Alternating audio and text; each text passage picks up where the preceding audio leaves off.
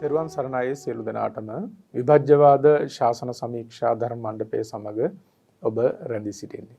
අදත් සුපුරුදු පරිදි සාකච්ඡා මණ්ඩපයට වැඩම කොට සිටිනවා. ලබනෝරුව කන්ද ආරණ්‍ය සේනාසනාධිපති රාජකීය පඬිත ශාස්ත්‍රපති කොත්මලේ කුමාරකස්සප පඬිත හාමුදුරන් වහන්සේ. අපි තාමත් ගෞරවයෙන් හාමුදුරන් වහන්සේව පිළි අරගන්නවා. තෙරුවන් සරණයි කස්සප හාමුදුරුවෝ. තෙරුවන් සරණයි. සත්‍යය සත්වයා ප්‍රතිසන්දිය සහ පටිච්ච සමුප්පාදය කියන එක තේරුම් අරගන්න එක ඉතාමත්ම දුෂ්කර කාර්යයක්. මේ විග්‍රහ කරන එක වඩාත්ම දුෂ්කර කාර්යයක්. චතුරාර්ය සත්‍ය අවබෝධ කරගන්නවා කියන එක, ඒ විස්තර කරනවායි කියන එක ඉතාමත්ම අමාරු එකක්. බොහොම සුනිපුණ නුවණින් කළ යුතු කාර්යයක්. සත්ව සංයුතිය පිළිබඳව කතා කරනකොටත් එහෙමයි. සත්වයා කියන්නේ කුමක්ද? ඒ සම්බන්ධයෙන් ඇති වෙලා තියෙන වැරදි අවබෝධය කුමක්ද? මෙන්න මේ විස්තර කිරීමත් බොහොම අමාරු කාර්යයක්. ඒ වගේම තමයි ප්‍රතිසන්දිය කියන එකත්. මරණින් මතු ප්‍රතිසන්දිය ලබා ගන්නවා කියන එකත් විග්‍රහ කරන්නට බොහොම දුෂ්කරයි.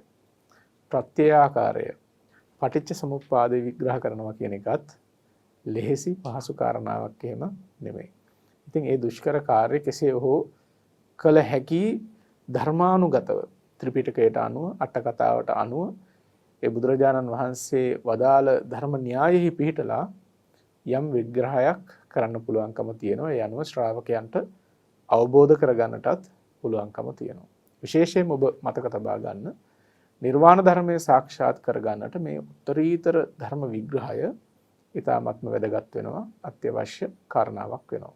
ඉතින් එහි තියෙන වැදගත්කම නිසාම පටිච්ච සමුප්පාදයේ පිළිබඳව අපි දැන් සති කිහිපයක් තිස්සේ සාකච්ඡා කරගෙන එනවා. අදත් එහි යම් ප්‍රදේශයක් සාකච්ඡා කිරීමට අපි බලාපොරොත්තු වෙන්නේ. කස්සප හඳුරන්නේ අපි පටිච්ච සමුප්පාදයේ ආකාර 20 පිළිබඳව කතා කරා, සංකේප 4 පිළිබඳව කතා කළා, කාල 3 පිළිබඳව කතා කළා, සංදි ගැන කතා කළා. දැන් අද අපි කතා කරනවා මේ පටිච්ච සමුප්පාදය අවිද්‍යාව කොහොමද සංඛාරයට ප්‍රත්‍ය වෙන්නේ? මෙන්න මේ වගේ විග්‍රහයකට අපි එනවා. අපිට හම්බ වෙනවා මේ නවාකාර විග්‍රහයක් සම්බන්ධයෙන්. අපි කොහොමද ඒක පැහැදිලි කරගන්නේ? තෙරුවන් සරණයි සියලු දෙනාටම.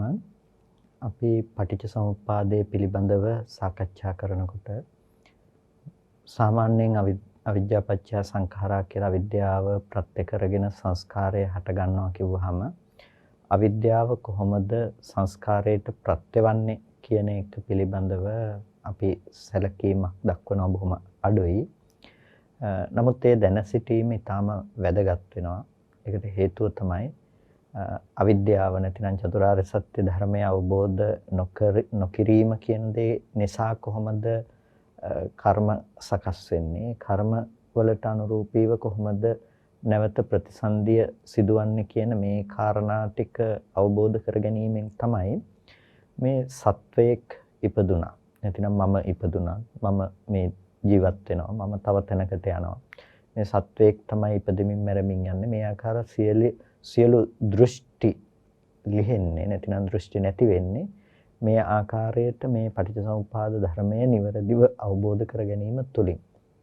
ඉතින් ඒ නිසා මේ ප්‍රත්‍යවන ආකාරයන් පිළිබඳව විමසා බැලීම ඊටාම වැදගත් වෙනවා. මොකද නිකම්ම ප්‍රත්‍යවනවා කිව්වට වඩා කුමන ආකාරයන්ගෙන්ද මේ ප්‍රත්‍යවීම පිළිබඳව හඳුන්වන්නේ කියන එක ගැන අපි තේරුම්ගෙන සිටීම තමයි ප්‍රඥාව උපදින්නට හේතුවක් බවට පත්වන්නේ. ඉතින් මේ ආකාරයන් දිහා බලනකොට මූලික වශයෙන්ම අපිට දකින්න පුළුවන් අවිද්‍යාව සංස්කාරයට ප්‍රත්‍යවීමේදී අවිද්‍යාව සංස්කාරයට උපාදට්ඨිතිය බවට පත් වෙනවා. උත්පාදට්ඨිතිය බවට. උත්පාදය කියලා කියන්නේ යමක හට ගැනීම කියන එකට. එතකොට සංස්කාරයන්ගේ හට ගැනීමට අවිද්‍යාව ඒ උත්පාදට්ඨිතියක් විදිහට ප්‍රත්‍යවීමක් සිදු කරනවා. එතකොට මේ පිළිබඳව විග්‍රහ කොට දැක්වෙනවා අවිජ්ජා සාහි සංඛාරාණං උපාදාය නිබ්බත්තියා ඨිති කාරණන්ති කියලා. මේ අවිද්‍යාව සංස්කාරයන්ගේ උත්පත්තිය පිණිස, නිබ්බත්තිය පිණිස, ස්ථිතිය පැවැත්ම පිණිස කාරණේ බවට පත් වෙනවා කියන එක. එතකොට අපි සංස්කාරය පිළිබඳව මීට ප්‍රථම සාකච්ඡා කළා. පුඤ්ඤාභි සංඛාර, අපුඤ්ඤාභි සංඛාර, ආනෙජ්ජාභි සංඛාර ආදී ලෙස සංස්කාරය අපි කර්ම සංස්කාරයන් පිළිබඳව හඳුනාගත්තා. පින්, පව් සහ ආනෙජ්ජ වශයෙන්. එතකොට මෙන්න මේ සියලු සංස්කාරයන්ට ප්‍රත්‍ය බවට තියෙන්නේ අවිද්‍යාව. එතකොට මේ අවිද්‍යාව කියන එක මේ සංස්කාරය ඉපදවීම සඳහා උත්පාද ඨිතිය බවට පත් වෙනවා. මේ අවබෝධය ඊටාම වැදගත් වෙනවා. මොකද මේ පටිච්චසමුප්පාදය පිළිබඳව තේරුම් ගැනීමේදී යම් ස්ථානයක යම් කර්ම සංස්කාරයක් තියෙනවා නම් ඒ සියලු කර්ම සංස්කාරයට අවිද්‍යාව ප්‍රත්‍යවීම කියන දේ सिद्ध කරනවා. මේක මෙතනදී ඊටමත් වැදගත් කාරණාවක්. ඒ තමයි දැන් අපි දන්නවා කුසලයක් කරනකොට කුසල් සිතේ මෝහය යෙදෙන්නේ නැහැ. අවිද්‍යාව ආදී දේවල් යෙදෙන්නේ නැහැ මේ සිතේ. නමුත් මේ සංස්කාරය පුඤ්ඤාභි සංස්කාරය උපදවීම පිණිස උපස්තම්භක වූ දෙයක් හැටියට මෙතන අවිද්‍යාව කියන කාරණාව දක්වනවා. මොකද ඒ කර්ම රැස් කර ගැනීම සඳහා මූලික වෙනවා අවිද්‍යාව කියන දේ. චතුරාර්ය සත්‍ය ධර්මය නොදන්නාකම නිසා තමයි ඒ ස්කන්ධ ටික ආරම්භය කර්ම සකස් කර ගැනීමක් තියෙන්නේ. එතකොට ඒ කර්මයට තමයි තණ්හා උපාදාන ආදී දේවල් අපි උපදවගන්නේ. නමුත් ඒකට මූලික පසුබිම විදිහට සකස් වෙන්නේ අවිද්‍යාව. අවිද්‍යාව කියනකොට අපි අවිද්‍යාව හඳුනා ගන්නවා දුක්ඛේ අඥානං, දුක්ඛ සමුදය අඥානං, දුක්ඛ නිරෝධේ අඥානං, දුක්ඛ නිරෝධගාමිනී පටිපදාය අඥානං. දුක පිළිබඳව දන්නේ නැහැ. දුක්ඛ සමුදය පිළිබඳව, දුක්ඛ නිරෝධය පිළිබඳව, දුක්ඛ නිරෝධගාමිනී ප්‍රතිපදාව පිළිබඳව තියෙන අනවබෝධය කියන එක. එතකොට දුක පිළිබඳව දන්නේ නැහැ කියලා කියන්නේ මේ සංකත වූ මේ දුක්ඛ ලක්ෂණය පිළිබඳව අවබෝධ කරගෙන නැතිකම. සංකත දුක්ඛ ලක්ෂණය පිළිබඳව අවබෝධ කරගන්න නැතිකම. කියන්නේ යම් ධර්මයක් හේතු නිසා සකස් වෙනවා නම් ඒ හේතු නිසා සකස් වන ධර්මය හේතු නැති වෙනකොට නැතිවීම ස්වභාව කොටයි පවතින්නේ. ඒ කියන්නේ හේතු නිසා හට ගන්නවා නම් උත්පාදය සිද්ධ වෙනවා නම් ඒ නිරෝධයේ ස්වභාව කොට පවතින ධර්මයක්. ඒක හේතු නැතිවීමෙන් ඒ ධර්මය නැති වෙලා යනවා. නිරෝධයටපත් වෙනවා. මේක තමයි සියලු සංකත ධර්මයන්ගේ ස්වභාවය බවට පත් වෙන්නේ. ඕනෑම සංකත ධර්මයක් චිත්ත චෛතසික රූපාදී සියලු සංකත ධර්මයන්ගේ ස්වභාවය තමයි හේතු නිසා ඉපදුනා නම් හේතු නැතිවීමෙන් ඒ ධර්මය නිරුද්ධ වෙන බව. එතකොට දැන් අපි දන්නවා ලෝකයේ පිළිබඳව අපි යථාභූතව ඇසුරු කරන තැන ලෝකයේ පිළිබඳව අපි භූතය කියලා කතා කරන නැතිනම් ඌ පරිදි සිද්ධාන්තය කියලා අපි කතා කරන තැන තියෙන ධර්මතාවයන්. අපි කිව්වොත් පිරිසුදු ස්කන්ධ ටික. නැතිනම් ප්‍රභාස්වර ඒ චිත්තසංතතිය. එතකොට මේ ඇහැට රූපයක් ගැටෙනවා කියන තැනකදී කුසල් හෝ අකුසල් හෝ රැස් කර ගැනීමක් එතනදී දක්වන්නට පුළුවන් කමක් නැත්තේ නැහැ. එතකොට ඒ පිළිබඳව අපි මනෝ ධාතු සිතකින් ඔසවා තැබීමක් තිබෙනවා නම් මනෝ විඥාන ධාතු සිතකින් යම් විඥානනයක් සිද්ධ කරනවා නම් විපාක මනෝ විඥාන ධාතු සිතකින් ඒ කිසිදු අවස්ථාවක මේ කර්ම සකස් කර ගැනීමක් සිද්ධ වෙන්නේ නැහැ. ඒ සිතෙන් ඒ තමන්ට අයිති කෘත්‍ය සිද්ධ කරනවා. එච්චරයි. එතකොට ඒ සිතෙන් තමන්ට අයිති කෘත්‍ය සිදු කර ගැනීම පමණක් සිදු වුණ තැනක යම්කිසි කෙනෙක් වැරදි විදිහට කල්පනා කරන නිසා එතන ඒ ධර්මයන් හටගෙන ඉතුරු නැතුව නිරුද්ධ වූ බව නොදන්නාකම නිසා තමයි ඒ ධර්මයන් පිළිබඳව කුසල හෝ අකුසල වශයෙන් ඒ කෙනා ඇති කරගන්නේ සංස්කාරයන් උපදවගන්නේ. එතකොට දැන් ඒ සංස්කාරයන් උපදව ගැනීමට ප්‍රත්‍ය වනවායයි කීමෙන් අදහස් කරන්නේ ඒ සංස්කාරය පුඤ්ඤාභි සංස්කාරය එහෙම නැතිනම් ඒ සිත තුළ අර අවිද්‍යාව නැමැති ඒ දේ අකුසලය හේතුවක් විදිහට නැතිනම් ප්‍රත්‍ය ධර්මයක් විදිහට ඒකේ ඇතුලේ යෙදී තිබෙනවා කියන එක නෙමෙයි. ඒක මේ පුඤ්ඤාභි සංස්කාරය උත්පාදනය කිරීම සඳහා අවිද්‍යාව කියන දේ ප්‍රත්‍යක් වුණා. හැබැයි ඒ හා සංප්‍රයුක්ත නොවි. ඒ කියන්නේ ඒකත් එක්ක නොයේදී නමුත් ඒක උත්පාදනය සඳහා ඒක උපකාරී වුණා. එතකොට අපි තේරුම් ගන්නට අවශ්‍යයි ඒක උත්පාදනය කරන්නට. ඒ කියන්නේ මේ පුඤ්ඤාභි සංස්කාරය සකස් කරන්නට එය හේතුවක් බවට පත්ුනේ අර ස්කන්ධ ධර්මතාවයන් පිළිබඳව තිබුණු අනවබෝධය පදනම් කරගෙන. ඒ නිසායි යම්කිසි කෙනෙක් ස්කන්ධ නිරෝධය සාක්ෂාත් කළොත් ඒ කෙනාට මේ පුඤ්ඤාභි සංස්කාරයේ පැවැත්මක් නොවෙන්නේ. කියන්නේ වර්තමානයේ තුල වුණත් පිනක් රැස් කරගන්නවා කියන එක සිද්ධ වෙන්නේ නැත්තේ. දැන් රහතන් වහන්සේට පින් සිද්ධ වෙනවා කියන එකක් ඇත්තේ නැහැ. පුඤ්ඤාභි සංස්කාරයක් තිබෙනවා කියන එකක් වෙන්නේ නැහැ. මොකද කර්ම සකස් කර ගැනීමකට අවශ්‍ය වූ අවිද්‍යාවක් එතන ඇත්තේ නැති නිසා. ඒ කියන්නේ අපි යම් පිනක් කරනවා නම් ඒ පින කියන දේ පුඤ්ඤාභි සංස්කාරය උත්පාදනය කිරීමට හේතු වන ප්‍රත්‍ය වන අවිද්‍යාව එතන නැති නිසා මෙබඳු කර්මයේ සකස් වීමක් නැහැ. අන්න ඒ ප්‍රත්‍ය ධර්මතාවය අපි තේරුම් ගැනීම තුළ තමයි අපිට පුළුවන්කම තියෙන්නේ. එහෙනම් මේක නිරුද්ධ කරන්න පුළුවන්. මේ කර්ම සංස්කාරය කියන දේ අපිට පුළුවන්කම තියෙනවා නිරුද්ධ කරන්න. ඇයි? මේ කර්මය උත්පාදනය කරලා තියෙනවා. මේක ඇතුලේ නොයේදී නමුත් මේ කර්ම සංස්කාරය උත්පාදනය කිරීමට උපාදට්ඨිතියක් විදිහට අවිද්‍යාව ප්‍රත්‍යවීම සිද්ධ කරලා තියෙනවා. එතකොට අවිද්‍යාව නැමැති මේ මූලික ප්‍රත්‍ය උත්පාදනය කිරීම වැළැක්වීමෙන් තමයි මේ කර්ම රැස් කර ගැනීම කියන දේ සිදු නොවන්නේ. ඒක අපිට තේරුම් ගන්නට පුළුවන්කම තියෙන්නේ මේ උත්පාදට්ඨිතිය පිළිබඳව අවබෝධ කර ගැනීමෙන්. එනිසා අපි නිකම්ම අවිද්‍යාපච්චය සංඛාරා කියනවට වැඩිය අවිද්‍යාව ප්‍රත්‍ය කරගෙන සංස්කාරය උපදිනවා කියනවට වැඩිය අපි තේරුම් ගන්නට ඕනේ අවිද්‍යාව මූලික කරගෙන සංස්කාරයන් උපදින්නේ කොහොමද කියන එක පිළිබඳව. උත්පාදට්ඨිතියක් විදිහට අවිද්‍යාව කොහොමද මෙතනදී ප්‍රත්‍ය වෙලා තියෙන්නේ කියන එක. එතකොට තමයි අපිට පේන්නේ මෙබඳු යථාභූත ධර්මයක් ඇති තැනක මේ යථාභූත ධර්මය නොදන්නාකම සංකත දුක්ඛ ලක්ෂණය පිළිබඳව අවබෝධ කරගත්තේ නැතිකම නිසා තමයි මේ පුඤ්ඤාභි සංස්කාරයේ ඉපදිලා තියෙන්නේ. කියන්නේ අපි දන් දෙනවා වෙන්න පුළුවන්, අපි සිල් රකින්නවා වෙන්න පුළුවන්, අපි ලෞකික යම් කිසි විදිහක කර්මයක් සිද්ධ කරනවා. එතකොට ලෞකික යම් කර්මයක් අපි සිද්ධ කරනකොට අපි හිතමු අපි දානයක් දෙනවා කියලා. එතකොට අපි දානයක් දෙනකොට එතන අපිට ඒ සත්පුද්ගල භාවයේ මත තමයි අපි මේ දේ සිද්ධ කරන්නේ. අපිට දෙන්න වස්තුවක් තියෙනවා, දෙහිය ධර්මයක් තියෙනවා. ප්‍රතිග්‍රාහකයන් ඉන්නවා. එතකොට ඒ සිදු කරන්නා වූ පුද්ගලයෙක් ඉන්නවා. එතකොට මේ වගේ මානසික මට්ටමක තමයි අපිට දන් දෙන්න පුළුවන්කම තියෙන්නේ. එතකොට ඒක සම්පූර්ණ කුසල් සිතක් දෙනවා කියන දීම කියන මේ සිත කුසල් සිතක්.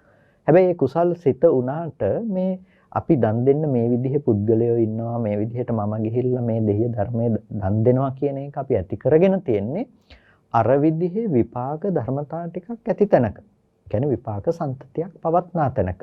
ඒ කියන්නේ මේ විදිහේ ඇහැට වර්ණ රූපයක් ඇවිල්ලා ඒක සත්වයක් පුද්ගලයෙක් නොවුණු අනාත්ම වර්ණ සටහන හටගෙන නිරුද්ධ වුණ තැනක තමයි අපිට පුද්ගලයෙක් කියලා මෙහි සංකල්ප අදහසක් ඇවිල්ලා තියෙන්නේ. ඒකට ඒ ඉපදවීම සඳහා අර ධර්මයෙන් අර ධර්මතා ටික ස්කන්ධයන් ටික පිරිසිඳ නොදැක්ක අවිද්‍යාව කියන දේ සංකත ලක්ෂණය අවබෝධ කරගත්තේ නැති අවිද්‍යාව කියන දේ මේ සංස්කාරෙහි උත්පාදනය සඳහා මේ පැවැත්මක් බවට පත් වුණා. නැතිනම් ප්‍රත්‍ය ධර්මයක් බවට පත් වුණා.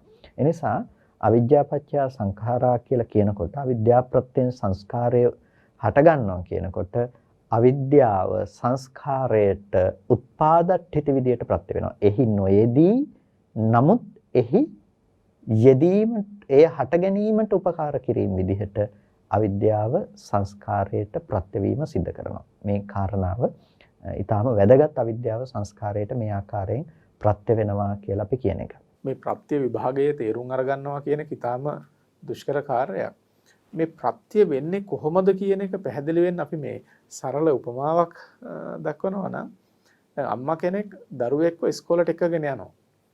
මොකටද? ඉගෙන ගන්න කියලා. එතකොට හැබැයි දැන් දරුවා ඉගෙන ගන්න කාර්යයේදී අම්මා පන්තියේ නැහැ. හැබැයි දරුවව පන්තියට අම්මා එක්කගෙන ආවේ නැතිනම් දරුවට ඉගෙන ගන්න පුළුවන් කමකුත් නැහැ. කසපහඳුන දැන් අම්මා උපකාර කළා මේ දරුවට පන්තියට එන්න. හැබැයි දරුවා පන්ති ඉගෙන ගන්නවා කියන කාරණේදී අම්මා එතන නැහැ. අන්න ඒ වගේ කාරණාවක් මෙතන මේ යෙදෙන්නේ.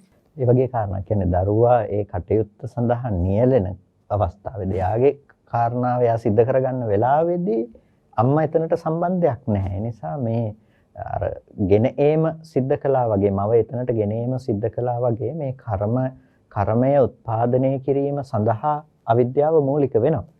හැබැයි ඒ කර්මය සිද්ධ කරගන්න වෙලාවේදී පුඤ්ඤාභි සංස්කාරයක්, ආනෙජ්ජාභි සංස්කාරයක් සිද්ධ කරගන්න වෙලාවේදී එතන සංප්‍රයුක්ත නොවි, ඒ කියන්නේ එතන එයාට ඉන්න පුළුවන් කමක් නැහැ. එයා නැහැ එතන. හැබැයි එයා එක්කන් ආපු නිසා තමයි මේකේ පැවැත්ම තියෙන්නේ. එහෙම නැත්නම් එයා මෙතනට එක්කන් ආවේ නැත්නම් මෙතන දරුවාගේ කාර්ය සිද්ධ වෙන්නේ නැහැ. අන්න ඒ වගේ මේ අවිද්‍යාව කියන එක හැම වෙලාවකදීම උත්පාදට්ඨිතියක් විදිහට තමයි සංස්කාරයට ප්‍රත්‍ය වෙන්නේ. එතකොට දැන් අපිට ප්‍රත්‍යවීම ගැන එක එක පැත්තෙන් කතා කරන්න පුළුවන්. ඒකේ ප්‍රධානම දේ තමයි උත්පාදට්ඨිතිය කියන එක. සංස්කාරය ඉපදවීම සඳහා මේ අවිද්‍යාව ප්‍රත්‍යක් බවට පත් වෙනවා. සංස්කාරය උත්පාදනය කර දැක්වීමට. එතකොට මේ සංස්කාරය උත්පාදනය කර දැක්වීමට ප්‍රත්‍ය වෙනවා කියනකොට සංස්කාරය එතනදී තමන්ගේ කෘත්‍ය කරනවා. හරියට දරුවා පාසල තුල ඉගෙන ගන්නවා වගේ. ඒකට මවගේ සම්බන්ධයක් නැහැ වගේ අවිද්‍යාව එතනට යෙදිලා එතන ඇතුළේ ඉඳලා වැඩක් කරන්නේ නැහැ. නමුත් පාසලට ඇරලීම සිද්ධ කළා වගේ මේ සංස්කාරයේ උපදවීම සඳහා අවශ්‍ය පසුබිම සකස් කිරීම සිද්ධ කළේ මේ අවිද්‍යාව තමයි. ඒ නිසා අවිද්‍යාව කියන දේ අපි තේරුම් ගන්නට ඕනේ මේ සියලු කර්මයන්ට මූලික උත්පාදනය සඳහා හේතුව බවට පත් වෙන්නේ මේ අවිද්‍යාව කියන දේ. ඒ නිසා මේ අවිද්‍යාව හරියට පියා වගේ කියලා දක්වන්නේ නිසා තමයි. ඒ කියන්නේ තණ්හාව ජනිකාව නැතිනම් මව නම් අවිද්‍යාව කියන එක පියා වගේ. එතකොට මේ පීතෘත්වය නිසා තමයි මේ අවිද්‍යාව කියන එක තෘෂ්ණාව කියන දේ උපකාරය ලැබගෙන මොහු කරා යෑමක් සිද්ධ වෙන්නේ. ඒ නිසා අපි මේ අවිද්‍යාව තමයි මෙතනදී මූලික වශයෙන්ම අවබෝධ කරගත යුත්තේ. අවිද්‍යාවේ කෘත්‍ය කුමක්ද? නැතිනම් එහි ප්‍රත්‍යවීම සිද්ධ කළේ කොහොමද සංස්කාරයට කියන එක පිළිබඳව මෙතනදී අපි තේරුම් ගත යුතු වන්නේ. ඒ නිසා පළවෙනිම දේ තමයි අවිද්‍යාව සංස්කාරයට උත්පාදට්ඨිතියක් විදිහට ප්‍රත්‍යවීම සිද්ධ කරනවා. ඊට පස්සේ දෙවෙනි කාරණාව ඒහා සමගම යන එකක්. ඒක තමයි පවත්තට්ඨිති කියලා කියන්නේ. ඒ කියන්නේ පවත්තට්ඨිති කියලා කියන්නේ ප්‍රවෘත්තිය. ඒ කියන්නේ පැවැත්ම සඳහා. දැන් අවිද්‍යාව සංස්කාරයට ප්‍රත්‍යවීම සිද්ධ කරනවා. හැබැයි මේ සංස්කාරයේහි පැවැත්ම සඳහා උපකාර කරන්නේ අවිද්‍යාවම තමයි.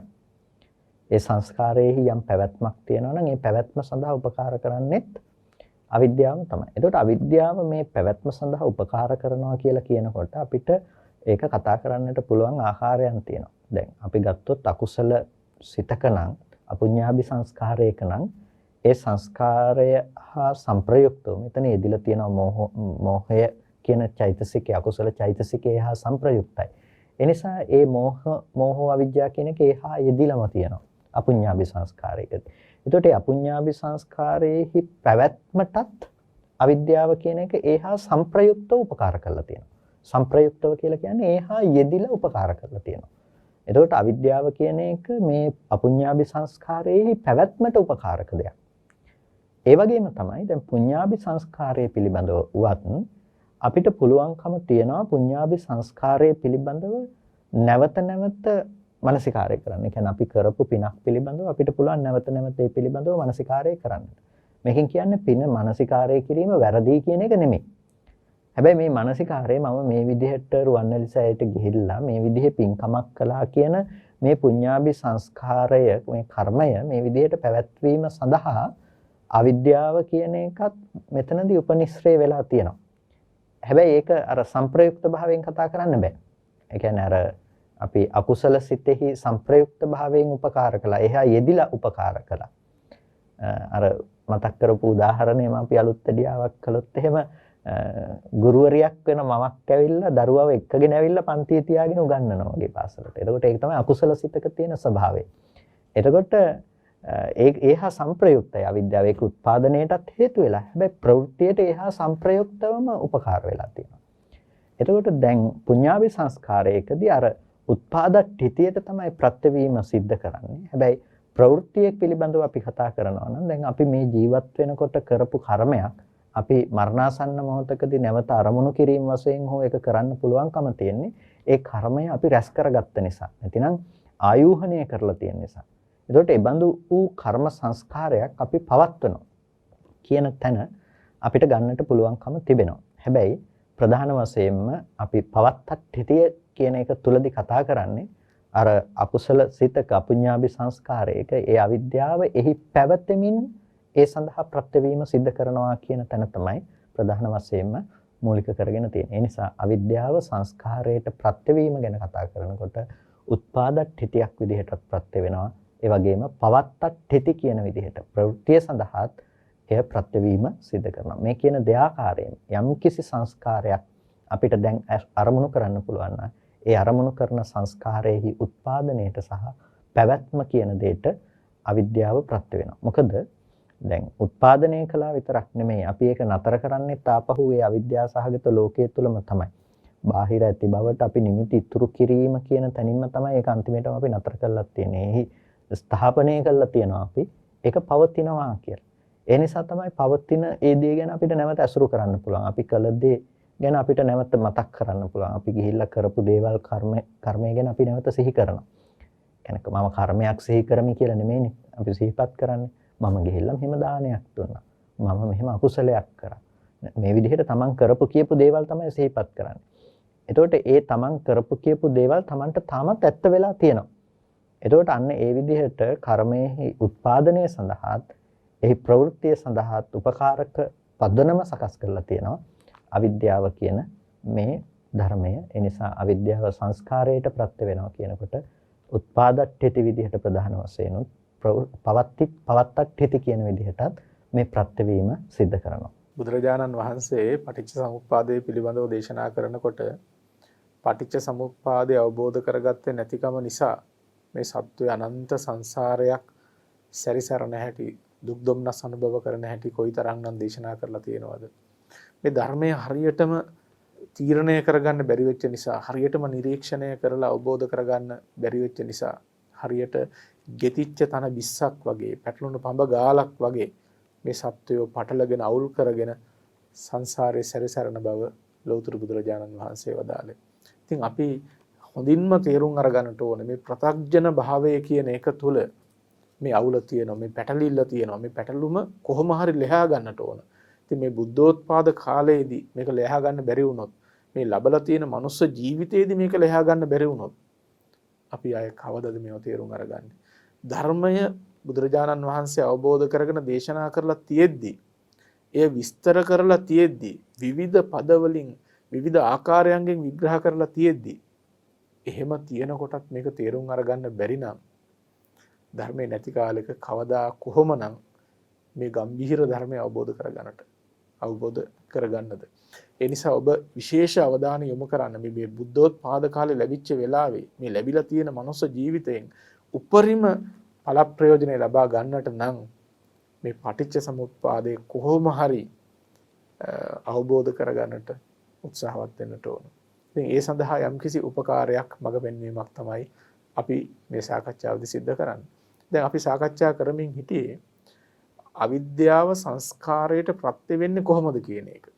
නවාකාරයකින් ප්‍රත්‍ය වෙනවා. අපි දැන් දෙකක් කතා කළා. උත්පාදට්ඨිති, ඒ වගේම පවත්තට්ඨිති කියන කරුණු දෙකෙන් අවිද්‍යාව ප්‍රත්‍ය වෙනවා සංස්කාරයන්ට කියන එක.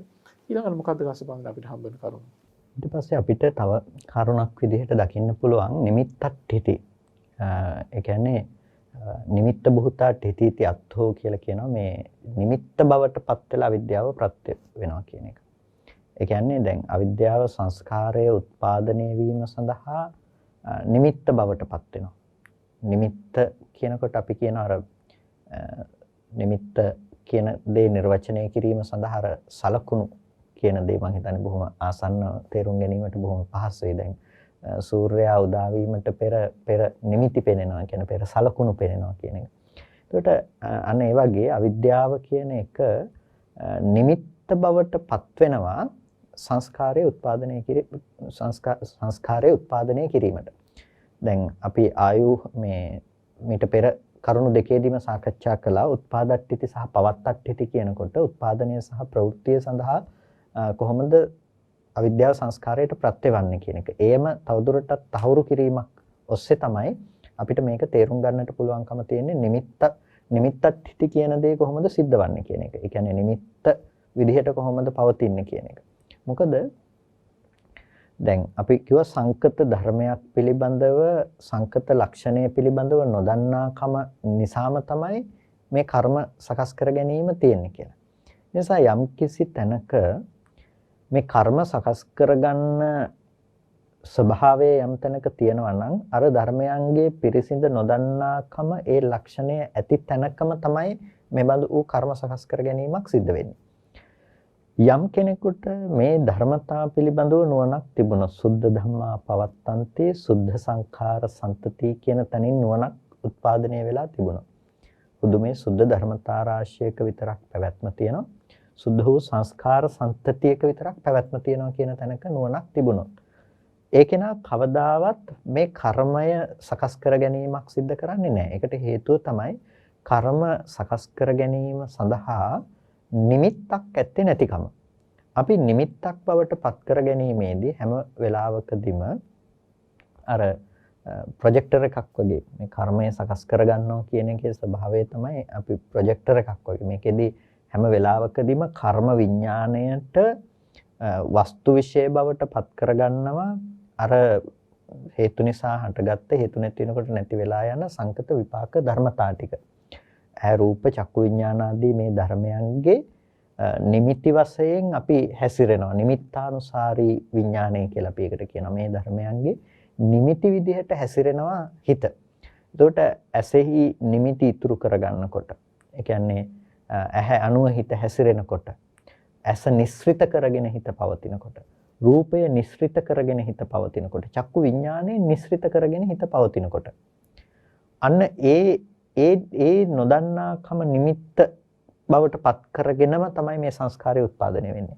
හරියට අර ප්‍රොජෙක්ටර් එකක් අපි යනකොට නැතිනම් ඒ ආලෝකය පතිත කිරීම සඳහා යම්කිසි මතු පිටක් තියෙන්නට අවශ්‍යයි. යම් පෘෂ්ඨයක් මතට ඒ ආලෝකය ගිහිල්ලා පතිත වුණාට පස්සේ තමයි අපිට ඒ රූප රාමුව දකින්නට පුළුවන්කම තියෙන්නේ.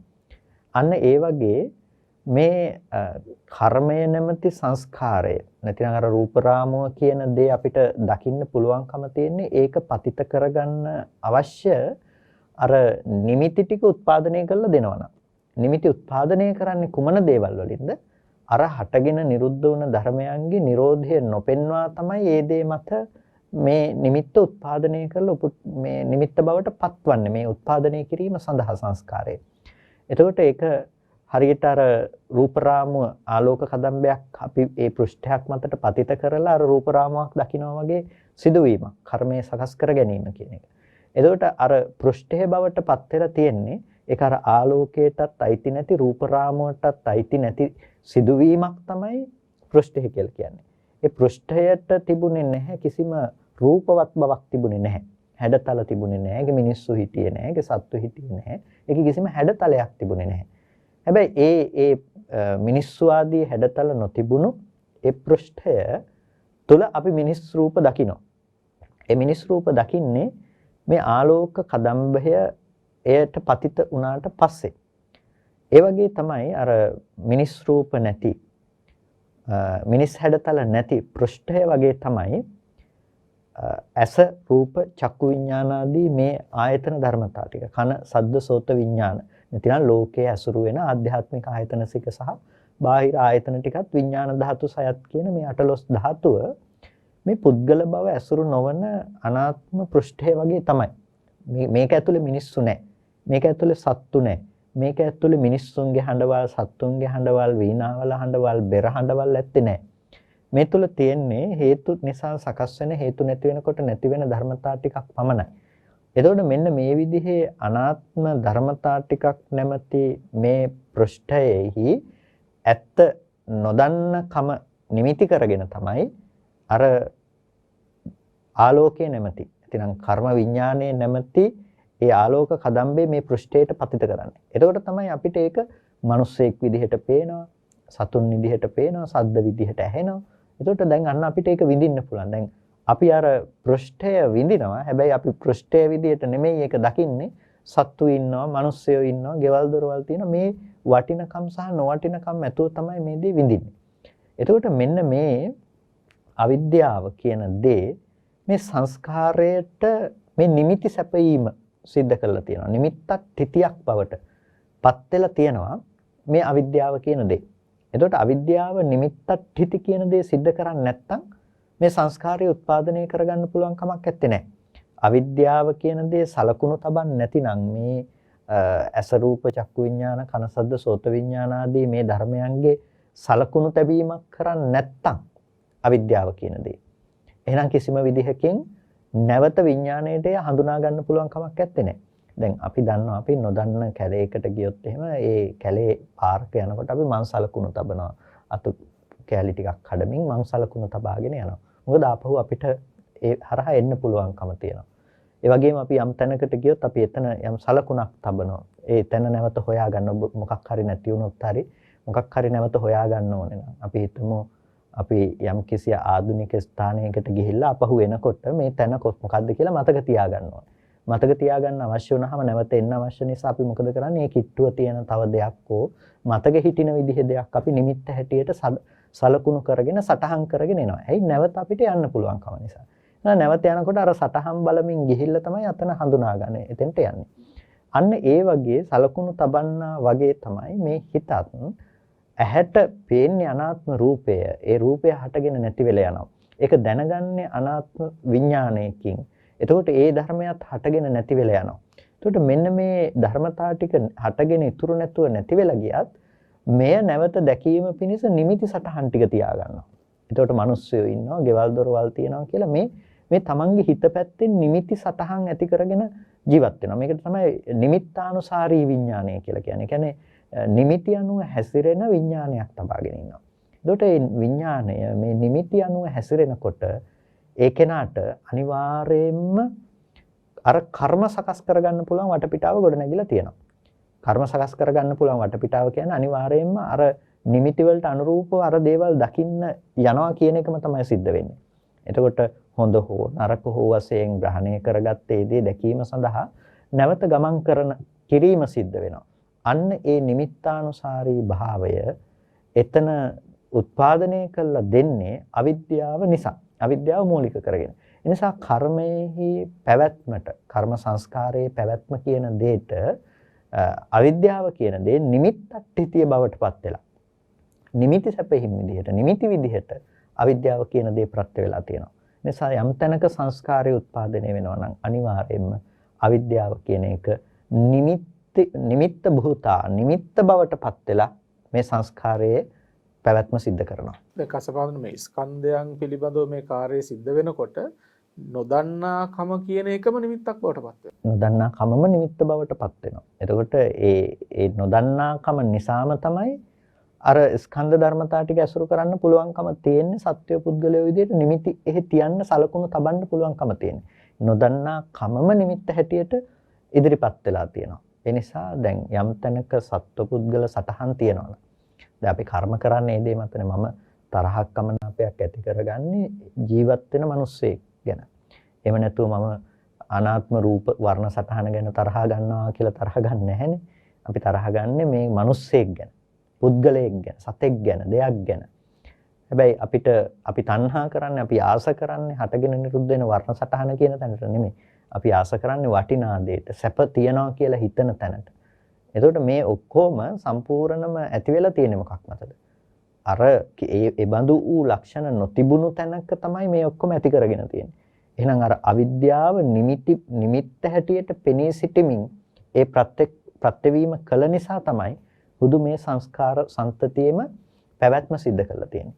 ඒ නිසා මේ නිමිත්ත බවට පත් වෙන කම, අවිද්‍යාවේ නිමිත්ත බවට පත් වෙන කම අපි තේරුම් ගන්නට ඕනේ මේ සංස්කාරයේ උත්පාදනය කිරීම සඳහා. ඒකයි නිමිත්ත භූතා ඨිතීති අත්ථෝ කියලා කිව්වේ. නිමිත්ත බවට පත් වෙලා සංස්කාරයේ පැවැත්මට උපකාර වෙන බවයි නිමිත්තක් ඨිති කියලා කියන්නේ. දැන් කසපාඳුරේ මෙතන මේ අවිජ්ජා පත්‍ය සංඛාරා කියලා අපි කියනකොට අපිට මේ සුළු වචන කිහිපයක් වුණාට බලන්න අවිද්‍යාව කියන එක සංස්කාරයන්ට ප්‍රත්‍ය වෙන හැටි. එක පැත්තකින් උත්පාදේ වශයෙන් ප්‍රත්‍ය වෙලා තියෙනවා. උත්පාදයට කරුණක් වෙලා තියෙනවා. අනෙක් පැත්තෙන් ප්‍රවෘත්තියට කරුණක් වෙලා තියෙනවා. තව පැත්තකින් බලනකොට නිමිත්ත වශයෙන් හේතු වෙලා තියෙන සංස්කාරයන්ගේ පැවැත්මට. ඒක ඇත්තටම දැන් අර හැම පැත්තකින් ප්‍රත්‍යවීම කියනකොට ආය අතහරින්නට කියලා දැනක් ඇත්තේ නැහැ. හැම පැත්තකින් උත්පාදයේ ප්‍රවෘත්තිය සහ නිමිත්ත බවට පත් වීම මේ හැම පැත්තකින්ම අවිද්‍යාව කියන දේ සංස්කාරයේ උත්පාදනයට ප්‍රත්‍යවීම කරලා තියෙන. ඒ කියන්නේ මේ අවුල නිරවුල් කරන්න බැරි ලේසි මේක ලියන්න බැරි මේ මායාවේ මේ දැල මනාවම වියලා තියෙනවා. කාටවත් මේක ගැලවිලා යන්න බැරි වෙන්නම වියලා තියෙනවා. මොකද අවිද්‍යාව ඒ තරම් ප්‍රත්‍යවීමක් සිද්ධ කරලා තියෙන නිසා. නොදන්නාකම කියන එක ඒ තරම් දෙයක් මේක ඇතුලේ හදලා තියෙනවා. ආයේ මේක ඇතුළට අහු වුණ කෙනෙකුට ලේසියෙන් මිදෙනවා කියන එක හිතා ගන්නවත් බැරි විදියට තමයි මේ සංස්කාරය ඇත්ත කරලා තියෙන්නේ. ඒ නිසා මේකේ භයානකකම තේරෙන්නේ මේ පටිච්චසමුප්පාද ධර්මයේ පිළිබඳව අපි තේරුම් ගන්නකොට අර අනවතග්ග සංයුත්තේදී බුදුරජාණන් වහන්සේ දේශනා කරනවා මේ මව මැරිලා හඬපු කඳුළු වල ප්‍රමාණය සතර මහා සාගරයට වැඩි, පියා මැරිලා හඬපු කඳුළු වල ප්‍රමාණය සතර මහා සාගරයට වැඩි කියලා. ඊට පස්සේ අර යම් කිසි විදිහකින් පෘතජ්ජන භාවය නිසා මේක විශ්වාස කරන්න නැති වෙන්න පුළුවන්. හැබැයි මේ අවිද්‍යාවේ ස්වභාවය පිළිබඳව තේරුම් ගත්ත කෙනෙක් නම් මේ දේ ඔහු පිළිගන්නවා කියන්නේ. ඒ කියන්නේ දැන් අවිද්‍යාව ඒ තරම් මේ සංස්කාරයන්ට ප්‍රත්‍ය වෙමින් මේ පැවැත්ම සකස් කරලා තියෙනවා. ඒ තරම් සියුම්ම මේ ගෙතීම ගොතලා තියෙනවා. ඒක තමයි මෙහි තියෙන බරපතලකම වෙන්නේ. දැන් ඒ වගේම අපි පැහැදිලි කරන්න ඕන කාරණාවක් තමයි මේ කාලේ ධර්ම විකෘති කරන පිරිස විසින් මේ පටිච්ච සමුප්පාදය කියන මේ උත්තරීතර ධර්මයේ අති දැවැන්තව විකෘති කරමින් පවතිනවානේ. පටිච්ච කියලා කියන පටි ඉච්ච කියලා පටි කියන එක වුන් ගන්නවා මේ බඳින පටියට ඉච්ච කියලා කැමැත්ත. එතකොට මේ තණ්හාවෙන් බැඳෙනවා කියලා මේ වගේ ප්‍රලාපයක් ගොඩනගනවානේ. දැන් මේ විග්‍රහය දිහා බලනකොට කස්සප හඳුනන දැන් අපි මේ කතා කරන්නේ මේ පටිසම්භිදා මග්ගප්පකරණේ ආශ්‍රයෙන්.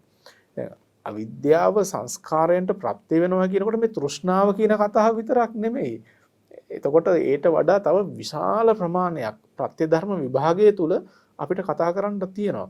දැන් අපි නිවසක් පිළිබඳව කතා කරනකොට කස්සප හඳුනන්නේ ඒ නිවසේ පැවැත්මට ප්‍රත්‍ය කීයකින් කතා කරන්න පුළුවන්ද? නේ එක පැත්තකින් කෙනෙක් රැකියාව කරන එක, අන්‍යෝන්‍ය සහයෝගීතාවය මේ විවිධ පැති කතා කරන්න තියෙනවානේ. ඒ වගේ පටිච්ච සමුප්පාදය කියන එක මේ තව ධර්මයක් තව ධර්මයකට ප්‍රත්‍ය වෙනවාය කියන එක මේ එකම කරුණකින් කියන දෙයක් නෙමෙයි. ඔබ ඊ타ත්ම අවධාරණයට ගත යුතු කරුණක් මේක. අවිද්‍යාව සංස්කාරයට ප්‍රත්‍ය වෙනවා කියන්නේ මේ එකම කාරණාවක් නෙමෙයි. මෙය විවිධ පැතිකඩ තියෙනවා. අන්න ඒ විවිධ පැතිකඩ තමයි පටිසම්භිදා මග්ගප්පකරණේ සරියුත් මහරහතන් වහන්සේ මේ විස්තර විභාග වශයෙන් දේශනා කරලා තියෙනවා. ඒ නිසා බෞද්ධ ඔබ ඊ타ත්ම හොඳින් අවධානයට ගන්න ඔබේ මේ ධර්මය තේරුම් අරගන්න තියෙන ලැබිච්ච අවස්ථාවේදී ධර්ම විකෘතිකයන්ගේ ධර්ම විකෘතීන්ට හසු වෙන්නේ නැතුව මේ උත්තරීතර ධර්මයේ තේරුම් අරගෙන සංසාරයෙන් එගොඩ වෙන්නට ඔබ උත්සාහයෙන් කටයුතු කරන්න කියලා අපි සිහිපත් කරන්න ඕන කස්සප හඳුනන්නේ. පටිච්ච කියලා මොකක් හරි දෙන්න පුළුවන්. එනේ බැඳ ගන්න පටිය මතක් වුණා කියලා පටි කියන වචනේ කියපු ගමන්ම ඉච්ඡ කියනකොට කැමැත්ත මතක් වුණා කියලා ඒ අර්ථය දෙන්න පුළුවන් කමක් නැහැ. මේ පටිච්ච සමුප්පාද ධර්මයට මේ ඒක දීලා ඉවර වෙලා මේ අවිද්‍යාව පටිච්ච වෙලා සංස්කාර උපදවනවා කියන තැනකින් අර්ථ දෙන්න පුළුවන් කමක් නැත්තේ. අපි මේක සිදුවන අර්ථය නිවැරදිව තේරුම් ගන්නට ඕනේ. මොකද මේ අවිද්‍යාව නිරුද්ධ කරන්න පුළුවන්කම තියෙන ඒ නිසාම තමයි. ඒ නිසා අවිද්‍යාව ප්‍රත්‍ය වීම තුළ තමයි මේ ආකාරයට සංස්කාරය උපදින්නේ. ඊට පස්සේ සංස්කාරයකට තණ්හා උපාදාන කිරීම නිසා තමයි කර්මයට නැවත ප්‍රතිසන්දි වශයෙන් විඥානයේ බැස ගැනීමක් සිද්ධ වෙන්නේ. ඒ නිසා තණ්හාවේ කෘත්‍ය වෙනමත් තේරුම් ගන්න ඕනේ.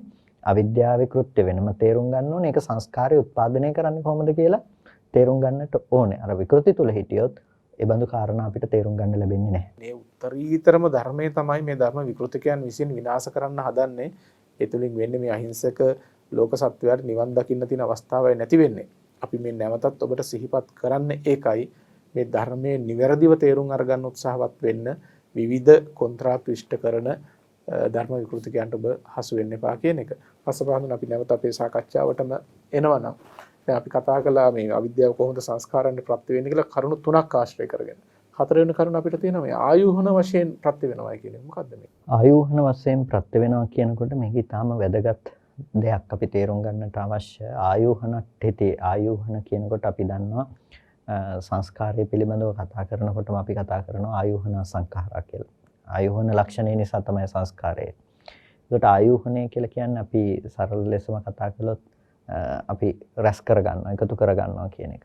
එතකොට මේ ආයෝහනය පිළිබඳව කතා කරනකොට සංඛාර ජනනේ සබ්භ්‍යාපාර විය හුත්වා ආයෝහති වායමතිති අත්ථෝ කියලා කියනවා. මේ සංස්කාරයන් ඉපදවීමෙහි සබ්බ්‍යාපාරාවිය හුත්වා ආයුහති වායමති කියලා මේ ව්‍යාපාරයක් වගේ ඒක සම්පූර්ණම රැස් කර ගැනීම සිද්ධ කරනවා සහ එහි නැවත නැවත උත්සාහවත් වීම සිද්ධ කරනවා කියලා. එතකොට දැන් ආයුහනට්ටිති කියන එක දැන් කර්මය කියන එකට ඒක යොදාගත්ත වචනය සබ්බ්‍යාපාරාවිය. ඒ කියන්නේ මේ ව්‍යාපාර සහිත වූවක්. එතකොට දැන් ව්‍යාපාරයක තියෙන දේ තමයි නැවත නැවත අපි උත්පාදනය කරනකම් පුළුවන් තරම් එකතු කරගන්නවා, රැස් කරගන්නවා.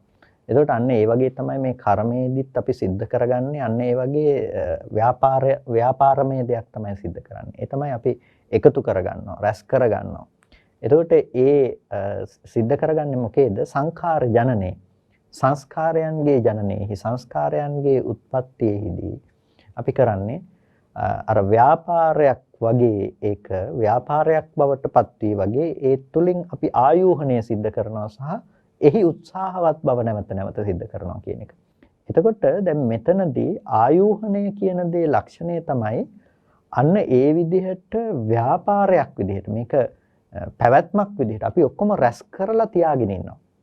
එහි ප්‍රතිඵලය තමයි අපිට මුළු ලෝකෙක නිමිතියද තියනවා සිහිපත් කරගන්න. එක විනාඩි දෙකක් ඇස් පියාගෙන හිටියොත් එහෙම අපිට මොන තරම් දේවල් සිහිපත් කරන්න පුළුවන් වේද? අපි කරපු කියපු දේවල් කොච්චර අපි තියනවද? දැන් මේ මොකද්ද මේ වෙලා තියෙන්නේ?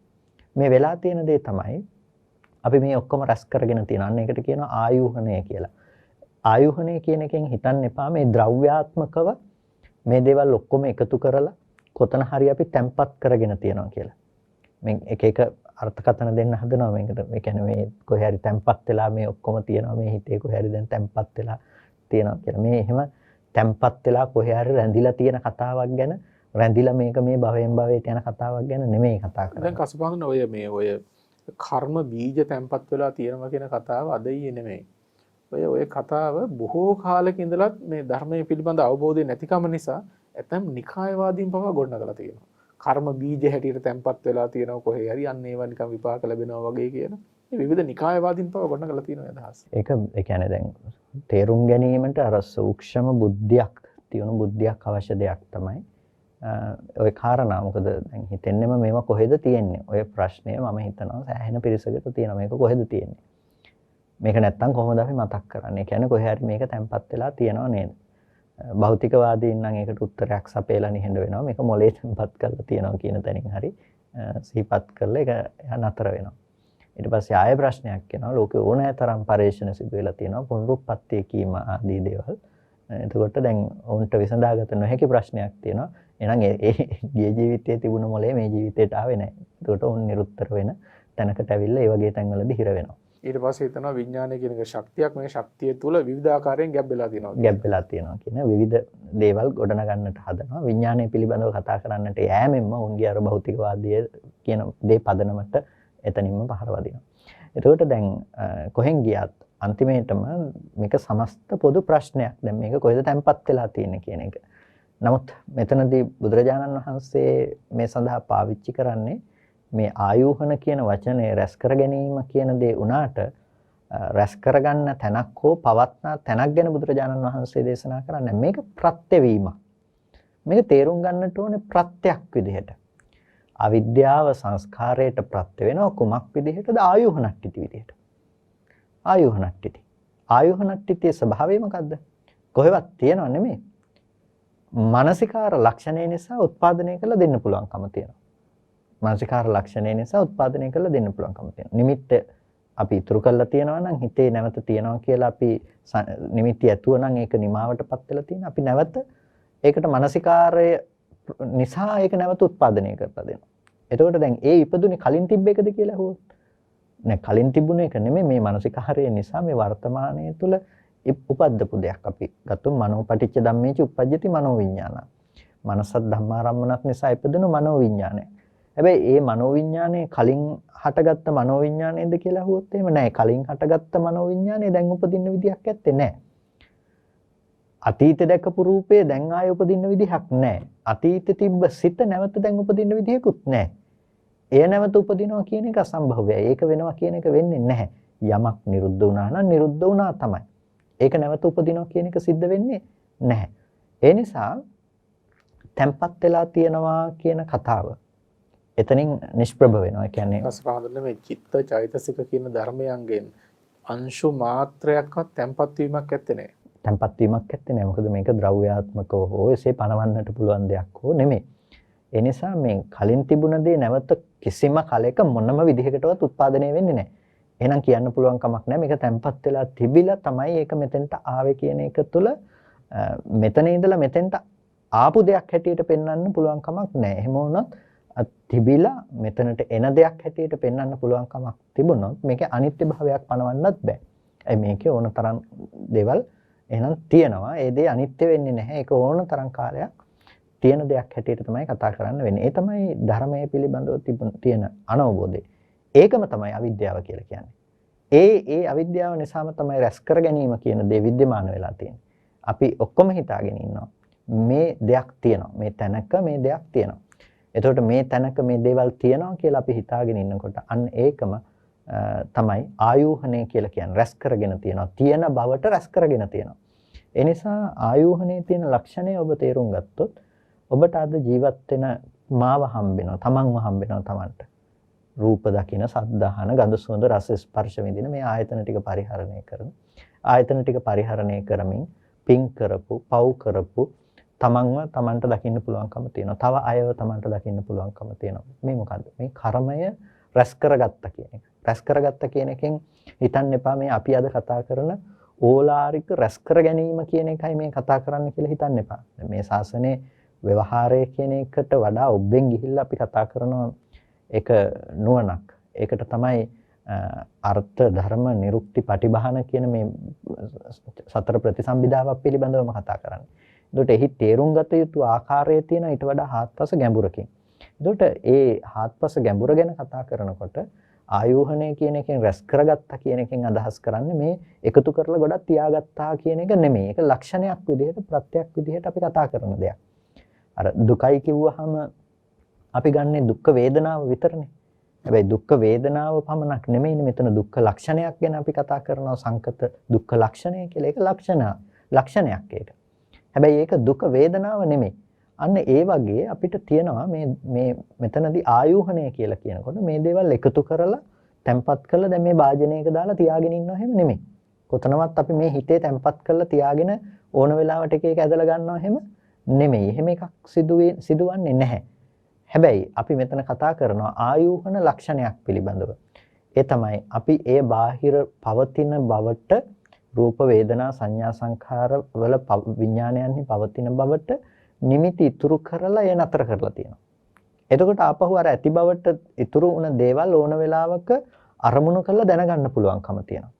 අරමුණු කරලා දැනගන්නකොට ඒ තිබුණ දෙයක් දැනගත්ත හැම නෙමෙයි. ඒ වෙලාවේ අරමුණු කරපු බව නිසා දැනගත්ත මිසක ඒ වෙලාවේ කොහේ හරි තිබිලා මෙතෙන්ට මේක ආව හැම නෙමෙයි. එහෙම දෙයක් යෙදෙන්නේ නැහැ. එනිසා මේක බොහොම සියුම් කාරණාවක්. අපි මේක ඊටාම සූක්ෂම නුවණකින් තමයි මේක දැනගන්නට අවශ්‍ය වෙන්නේ. එතකොට අපිට පේනවා ආයෝහනට්ඨෝ කියනකොට අවිද්‍යාව කියන එක සංස්කාරයට ආයෝහනාර්ථේනොත් ප්‍රත්‍ය වෙනවා කියන එක. ඒ කියන්නේ සාමාන්‍ය සංස්කාරය කියන දේ ස්වභාවය තමයි ආයෝහන ලක්ෂණය කියලා කියන්නේ. ඒ කියන්නේ රැස් කර ගැනීම කර්මය කියන දේම සිද්ධ කරගන්නේ ආයෝහන ලක්ෂණය කියන දේම සංස්කාරය. හැබැයි මේ සංඛාර ජනනයේ මේ සංස්කාරයේ ඉපදවීමෙහිදී අවිද්‍යාව කියන දේත් ආයෝහනාර්ථයෙන් ප්‍රත්‍ය වෙනවා. ආයෝහනාර්ථයෙන් ප්‍රත්‍ය වෙන්නේ කොහොමද? ඒ ආයෝහනාර්ථයෙන් ප්‍රත්‍ය වෙන්නේ ඔබට කරන කියන තමන්ව දකින්න පුළුවන්කම තියනවා නම් ඒක තමයි ආයෝහනාර්ථයෙන් ප්‍රත්‍ය වෙනවා කියලා කියන්නේ අවිද්‍යාව. මේක ඊටාම සියුම් කාරණාවක්. මේ ආයෝහන අවිජ්ජාපච්චය සංඛාරා කියනකොට අවිද්‍යාව සංස්කාරයට ආයෝහනාර්ථයෙන් පැවැත්ම හදනවයි කියලා කියනකොට අපි සංස්කාර නිමිති එකතු කරලා තබා ගන්නෙම අවිද්‍යාව නිසා. ඒ වගේම නැවත නැවතත් ඒ කරපු කියපු දේවල් ඇසුරු කරන්න පුළුවන්කම හදලා තියෙන්නේ අවිද්‍යාව නිසා. මෙන්න මේ කියන ආකාර දෙකෙන්ම අවිද්‍යාව සංස්කාරයට ආයෝහනාර්ථයෙන් ස්ථිතිය සකස් කරලා දීලා තියෙනවා. ප්‍රත්‍යවීම කියන දේ හදලා තියෙනවා. ඒක අපි නුවණින් තේරුම් ගත යුතුයි. මොකද්ද මේ ආයෝහනට්ඨෝ කියලා කියන්නේ? ආයෝහනට්ඨිති කියලා කියන්නේ කියන එක ආයෝහනාර්ථයෙන් මේ ප්‍රත්‍ය වෙනවා කියලා කියන්නේ කුමක්ද කියන එක. මේ විවිධ කර්මාභිසංස්කාරයන්ගේ රැස් කිරීම සඳහා අවිද්‍යාව ප්‍රත්‍ය වෙන්නේ නැත්නම් ඒ සංස්කාරයන් කෙසේනම් පවතින්නද? ඒ නිසා අවිද්‍යාව කියන මේ මූල ක්ලේශය අපි තාමත් හොඳින් තේරුම් අරගන්නට ඕන. මේ විවිධාකාරයෙන් මේ කර්මාභිසංස්කාරයන් රැස් කිරීමට ප්‍රත්‍ය වෙලා තියෙනවා. ඉතින් මේවා ගැන හොඳ අවබෝධයක් තිබුණම තමයි අපිට මේ අවිද්‍යා සංස්කාරයන් දුරු කරන්නට පුළුවන්කම තියෙන්නේ. අපේ විශේෂයෙන්ම නිර්වාණගාමී මාර්ගය පිරිසිදු කරගන්නට ගොඩනගා ගන්නට පුළුවන්කම තියෙනවා. ඒ නිසා පටිච්ච සමුප්පාද ධර්ම විභාගය කියන එක කොයිතරම් ගැඹුරු දෙයක් වුණත් එය අවබෝධ කරගන්නට උත්සාහවත් වෙන්න. බෑ කියලා හිතන්නට එපා. උත්සාහය තියෙනවා නම් නුවණ මෙහෙවනවා නම් අපිට බැරි දෙයක් ඇත්තේ නෑ. ලෞතර බුදුරජාණන් වහන්සේ පටිච්ච සමුප්පාදය තබා පටිච්ච සමුප්පාදය කියලා දෙයක් තියෙනවා කියලාවත් කියලා දෙන්න කෙනෙක් නැති කාලේ තමයි තමන් වහන්සේ විසින් මේ අවබෝධ කරගත්තේ.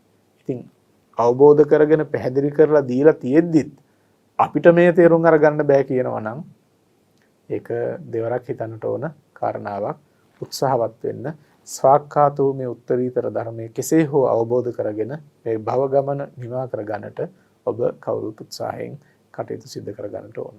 ඉතින් අද මේ පටිච්ච සමුප්පාද ධර්ම විභාගයේ අද අපි කරුණු කිහිපයක් කතා කළා. විද්‍යාව සංස්කාරයන්ට ප්‍රත්‍ය වෙන ආකාර කරුණු 4ක් කතා කළා. තවත් අපිට කරුණු කතා කරන්න තියෙනවා. ඉදිරි සතියේදී මේ සම්බන්ධයෙන් වැඩිදුරටත් සාකච්ඡා කිරීමට බලාපොරොත්තු වෙනවා. ඉතින් අද මේ උතුම් සාකච්ඡාව සඳහා වැඩම කොට ඔබට කරුණු පැහැදිලි කළ ලබනෝරුව කන්දාරණ්‍ය සේනාසනාධිපති රාජකීය පඬිතු ශාස්ත්‍රපති කොත්මලේ කුමාර කස්සප පඬිත හඳුරන් වහන්සේට විශේෂයෙන්ම පුණ්‍යානුමෝදනා කරනවා. ඒ වගේම අද මේ උතුම් සාකච්ඡා මණ්ඩපයේ දායකත්වයෙන් කටයුතු කරනවා නීතිඥ ගෞරී දේවගුරු මහත්මිය ඇතුළු දූදරුවන් ඇතුළු පවුලේ සියලු දෙනා විසින් විශේෂයෙන් බලාපොරොත්තු වෙනවා සැප්තැම්බර් මාසට යෙදී තිබෙන විනීතා සුබසිංහ මෑණියන්ගේ ජන්මදිනය වෙනුවෙන් එතුමියට තුනුරුවන්ගේ ආශිර්වාදය නිදුක් නිරෝගී සුවපත් භාවයේ දීර්ඝායුෂ ප්‍රාර්ථනා කිරීමටත් ඒ වගේම විනීතා සුබසිංහ මහත්මියගේ දෙමව්පියන් ස්වයං පුත්‍රය ඇතුළු සංසාරගත සියලු ඥාති හිතයිශීනට ඒ වගේම ශාසන ආරක්ෂක සියලු දෙවි දේවතාවුන්ට පුණ්‍යානුමෝදනා කිරීමටත් බලාපොරොත්තු වෙනවා. ඒ වගේම ලබනෝරුව කන්දාරණ්‍ය සේනාසනයේ පූජ්‍යපාද මාංකඩොළ සුදස්සන ස්වාමීන් වහන්සේ ඇතුළු පූජනීය මහා සංඝරත්නයට තුනුරුවන්ගේ ආශිර්වාදය ප්‍රාර්ථනා කිරීමටත් පින්වතුන් බලාපොරොත්තු වෙනවා. ඒ සඳහන් කළ පරිදි අපි පින් අනුමෝදන් කළ යුත්තරට පින් අනුමෝදන් කරමු. දෙවියෝ මේ පින් අනුමෝදන් වෙත්වා සුඛිත මුදිත වෙත්වා සම්බුදු සසුනත් පින්වතුන්ලාවත් සුරේක දෙවියෝද උතුම් නිර්වාණ ශාන්තියෙන්ම සැනසීම ලබත්වා. ඒ වගේම පුණ්‍යානුමෝදනා කිරීමට බලාපොරොත්තු වෙන සියලුම ඥාති හිතයිශීනට මේ පින් අනුමෝදන් කරමු. මේ පින් අනුමෝදන් වෙත්වා. පින් කැමැති හැම සත්වගද මේ පින් අනුමෝදන් වෙත්වා. දුකින් මිදී සුවපත් වී ලෞතුරු නිර්වාණ ශාන්තියෙන්ම සැනසීම ලබත්වා. ආශිර්වාද කිරීමට බලාපොරොත්තු වන විනීතා සුබසිංහ මෑණියන් ඇතුළු පින්වත් සෑම සියලු දෙනාටම රත්නත්‍රය අනන්ත ගුණානුභව බලයෙන් දෙව් රැකවරණයෙන් මේ පුණ්‍ය ශක්තිය බලයෙන් නිදුක් නිරෝගී සුවය දීර්ඝායු සම්පන්නිය සැලසේවා. සියලු යහපත් ප්‍රාර්ථනා සම්ප්‍රද වේවා. ලෞතුරු නිර්වාණ ශාන්තියෙන් සැනසෙන්නට මේ උතුම් කුසලානිසංස ධර්මයන් හේතු වාසනා පාරමී වේවා. හැම දිනාටම තෙරුවන් සරණයි.